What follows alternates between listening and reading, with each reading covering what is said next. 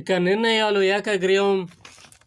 NDA parliamentary party సమావేశంలో మోదీకి ప్రధాని పాదాభివందనం చేయడానికి నితీష్ ప్రయత్నం. మోదీ ప్రేరణను ప్రతిపాదించిన రాజ్నాథ్. పవన్ ఒక తుఫాను.